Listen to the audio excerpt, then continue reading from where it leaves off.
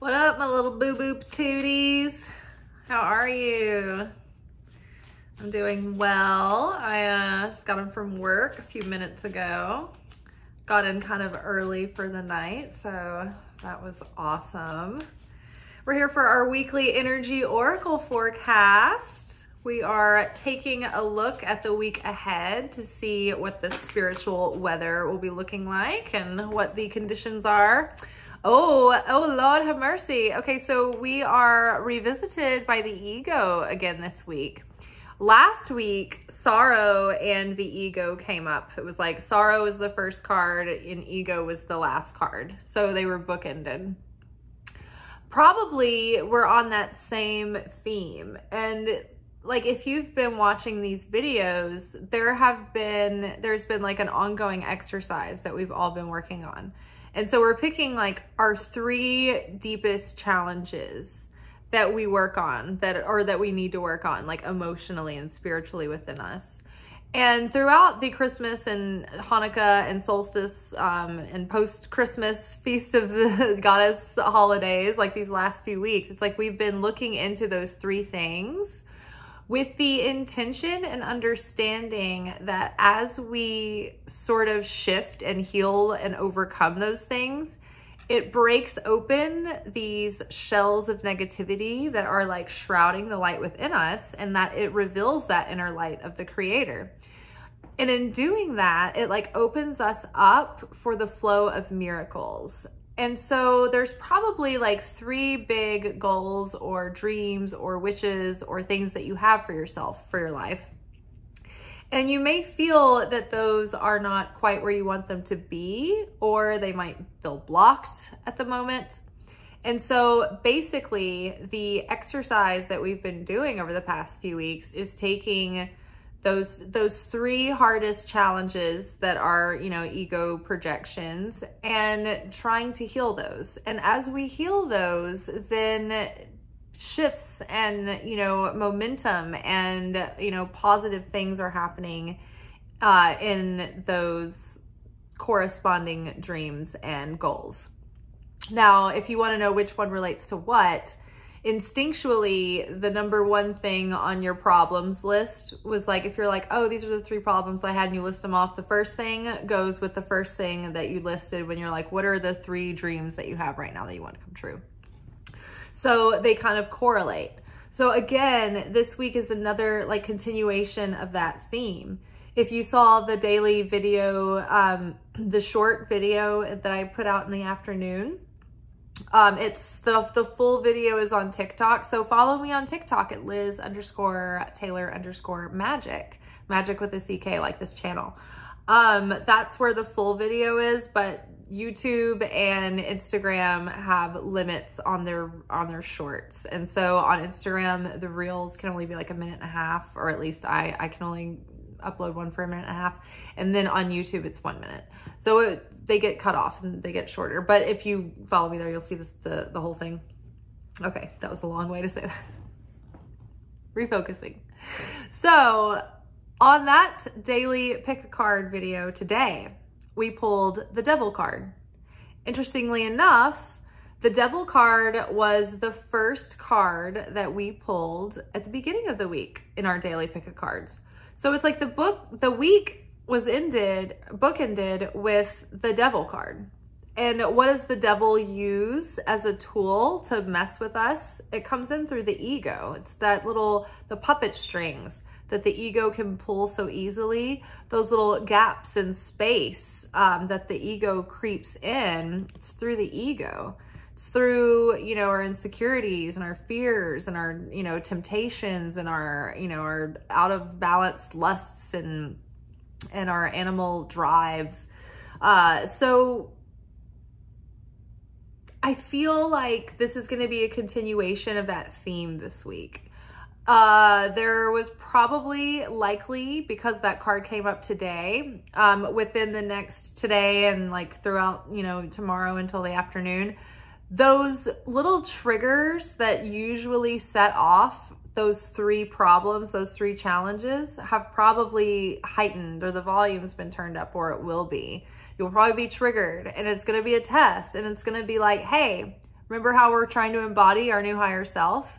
Well, here's this thing that grinds your gears, and it sets you off, and it throws you out of vibration with the light of the creator. It throws you out of affinity with the light. And so you can break the chains that the opponent, that the devil has on you, if you can finally get over this thing, to close the gap. Like, if that thing doesn't bother you anymore and you can transcend it, then the ego can't throw you off. And so the result therein being is that you don't have something that is throwing you into effect consciousness. You have learned to be the cause consciousness. It doesn't mean that the trigger won't be there, but when that trigger happens, or that's inciting event happens that usually triggers you, you have built up this muscle that has like deactivated the trigger. Like it won't bother you anymore. It will at first. It takes choice, it takes practice, and it takes like us realizing that not only are we praying to ask the creator that we will desire to change, that we will, you know, desire to perceive this through the eyes of love, through the eyes of the Holy Spirit, but that we can also recognize how shitty the byproduct is of falling prey to a short circuit. That, you know, you were triggered, and then you did the thing, and then you fell out of affinity with the light, and then you're like, oh, now now I had immediate chaos that erupted, or, you know, something happened that was, or just feeling like shit after you get all worked up about something. You know, it's like, how life is short, life is precious. We don't want to spend our days and weeks and months and years and hours feeling like shit and feeling triggered, right? So we're transcending these things. We are transcending our demons and taking that power back and reclaiming that power. All right. So again, throughout the week, just try to appreciate those moments that present, instead of being like, oh, why is this again? Just be like, okay, think of yourself as an athlete or a player in a game, and this is the other team. And the more that you level up your skill, the more they're going to bring their skill too. And so instead of being like, oh, this again, it's like, embrace it and be like, oh, okay, cool. This again. So I'm seeing the lingering effects of my fill in the blank: insecurity, hostility, resentment, unforgiveness, fear, lack, manipulation, poverty, whatever it is, right? I'm seeing this and it's triggering me, and I could fall into this downward spiral, but instead I'm going to try to pause and not go there, and look more at the root of what's making me feel that way really, and then addressing that and healing that and going deep, so that you can finally, you know, heal and not be triggered. Humanity. I like this card when it comes up because it makes me feel like it's like this little child in the middle. It's like the love child. It's like not literally a love child, but it's like the thing that's greater than you. The thing that's greater than your small self, the small ego, right? This is bigger than us. This isn't just about you. You know, like all those like movie lines or whatever. It's kind of like the mood that I'm getting from this. It's like, this is beyond just you, right? These things that are coming up for healing. This is about elevating your soul. This is about the legacy that you leave. This is about the energy that you perpetuate and bring with you.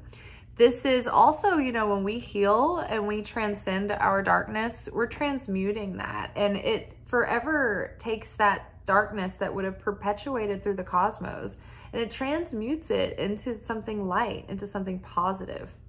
So we're asking for that, you know, it's like, instead of, you know, my hostility, please help me to transmute this through the lens of love into determination, for one, to overcome this, but shift that into determination to make my life even more, you know, to like put it towards self-improvement, or put it into making an effort into making a positive change in your world, or put it into doing something, an act of sharing that will affect humanity in a positive way, or others in a positive way.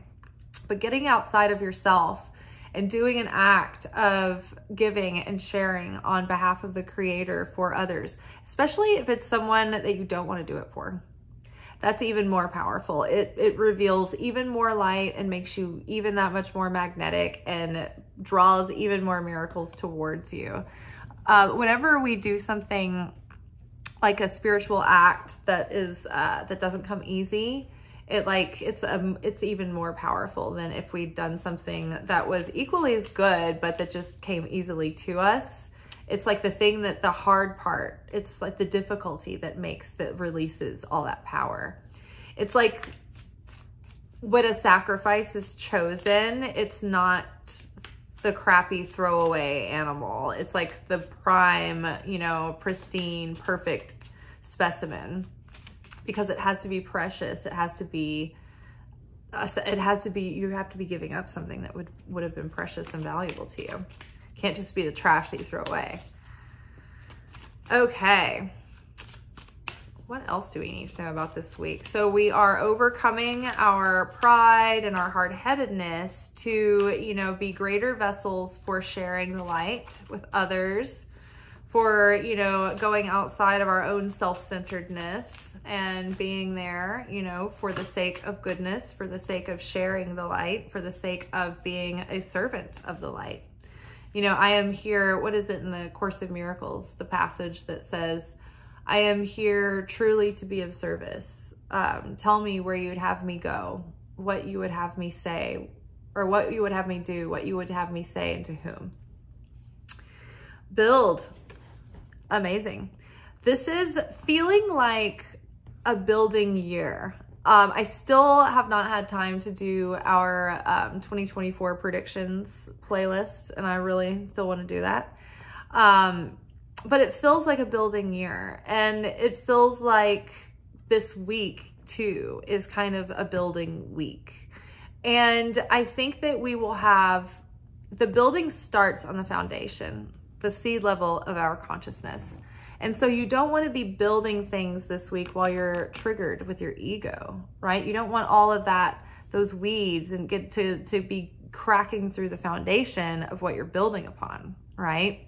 So, you know, the more that you transcend your ego for the sake of sharing, you know, not just for the self alone. You know, one of the lessons I learned during Hanukkah this season was that there is two paths of the mystic. There is the path that is the person who just wants to be with the light of the Creator, and they just want to feel good, and they just want to be in the light. And they're going through the transmutation process and the transformation process in order to basically, you know, escape their own suffering, but not much more. And then there is, like, you know, it's like for people who want to go to church because they want to get, like, they want to bypass their problems, or they want to feel better about them. And then there's the person, the mystic, who actually seeks out the darkness within them, because they know that even the discomfort, even the dark times, it's not just about bypassing the pain. Sometimes that's the very thing that we need to go into to get to the root of the darkness and to make the most change and to transmute the most of it into light. And so those people are actually making a difference in the scale of mankind. They're pushing the edge of humanity. Most people are just helping keep the status quo in balance, but it's those people that go after their darkness and want to change it and want to do it for goodness sake, to make the world a better place, not just to alleviate their own suffering, but because they care about mankind as a whole. You can kind of like not like people sometimes, but care about humanity and about what the Creator has created.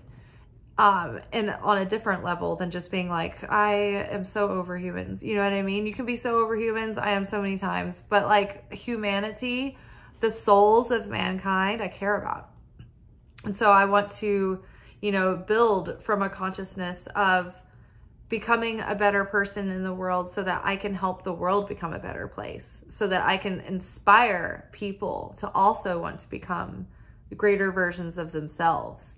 It's like it takes each individual taking on that yoke, taking on that consciousness of becoming a better person in order to alleviate all of the reasons why most people are going around in the world going like, oh, I hate people.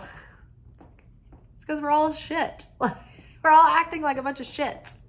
Like if we take on our own personal growth and try for the sake of actually bringing light into the world, to try to make the world a better place, then we'll all have a lot better experiences with one another. And maybe we won't all hate each other's guts so much and be on at each other's throats all the time.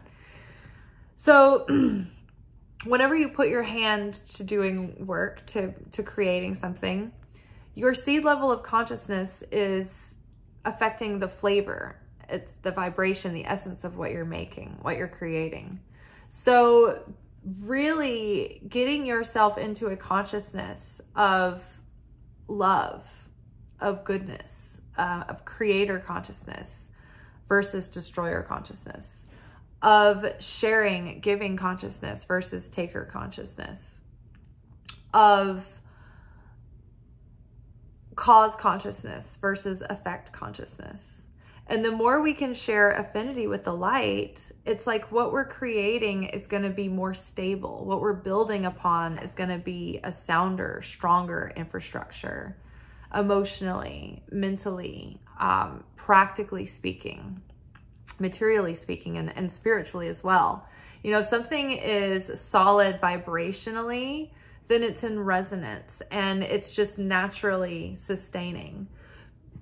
But it's when something, the vibration is off and there's dissonance and it's back and forth and it's volatile, then it's not sustaining. It's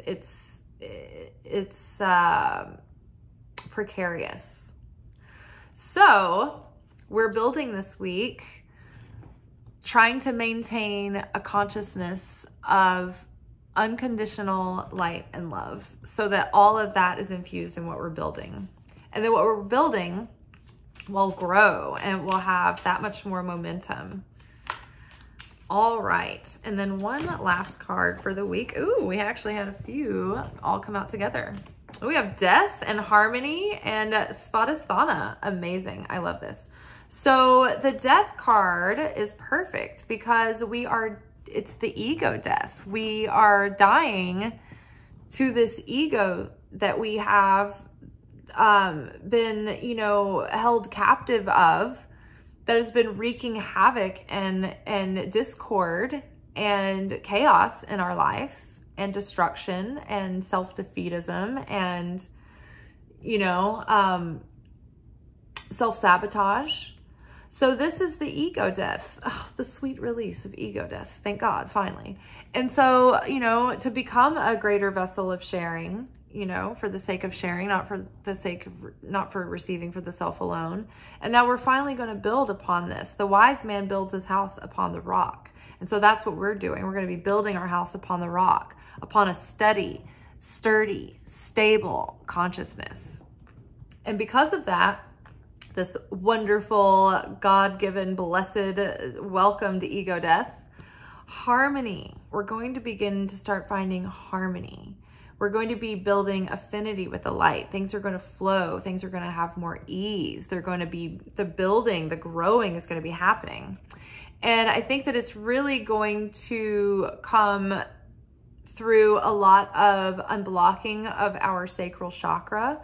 This is the subconscious realm. This is the unconscious. This is also connected to the moon and to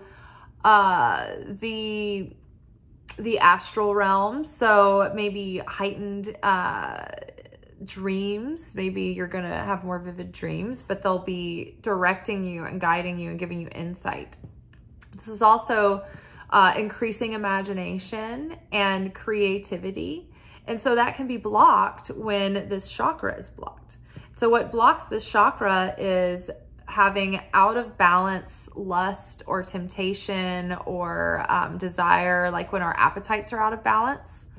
It can also, there can also be addiction here. And this is also where we hold all of the subconscious, like unconscious wounds and patterns, but also our guilt and our shame, particularly and specifically sexual guilt and shame. And so, you know, if we have, you know, as we're dying to these ego layers and as we're healing, it's also offloading a lot of the density and blocks that we've been carrying around in this chakra. And as this chakra is healed and is lightened and is refreshed, then we have greater clarity and crisper insight and, you know, clearer discernment and greater wisdom into how we can, you know, receive our intuition, our intuitive guidance, but also what to do with it, our discernment. And then, you know, our ability to even bring forth, you know, our creative ideas and all that as well. So it's all tied in there. This is also the chakra that's connected to the realm where we connect with our soulmate and sustenance and abundance. So again, like the more that we lean into the ego death and embrace that and embrace it gladly for the sake of, not for the sake of receiving for the self alone, but for the sake of receiving for the sake of sharing. So it's like, as we heal, our healing actually makes the world better. It improves our environment, or at least it stops making it suck so bad for the people around us. Like maybe we're not God's gift, but maybe we're not, like, you know, making things worse on everyone either. Oh man. And then, you know, just unblocking the heart, unblocking the stomach, unblocking, there's even eyes here. So it's like having this greater vision. It's like we're building our vision, our inner vision. And then, yes, ego death coming in to help us break through the shells of the ego and correct our tikkun healing and finding harmony and affinity with the light. And if you're new to the term tikkun healing, tikkun is sort of like the Hebrew term for this idea of something similar to karma, where you come here incarnating in multiple lifetimes with the same soul, and you are bringing the aspects of your soul into balance, and you're doing soul correction so that you are elevating your consciousness and overcoming the ego in different new layers in every lifetime. So tikkun healing, there's a lot more to it, but if I can just, you know, give somebody a quick explanation of what I'm talking about, that's it. So harmony, yes, flow, ease, harmony, and abundance and fulfillment, hopefully. So yes, even though we have ego showing up again this week, I think that it's launching us into the other side of the worst of it. So I'm happy to report, y'all. All right, take care. I will see you tomorrow for our weekly anchor message, where we will find out what our soul assignments are for the week. And if you want to get like a head start and see what the message is and not wait on the video, go follow me on Liz_Taylor_Magick on Instagram. And I usually post our Monday message there around noon or so. And then that's what our videos are an extension of on Monday, Wednesday, Friday, Instagram. All right, y'all, like, share, comment, and subscribe. And thank you to all of the people who have been commenting. I will get into my app and as soon as I can and answer everybody, and appreciate all your participation, and welcome to all the new subscribers. All right, y'all, be good, but not too good.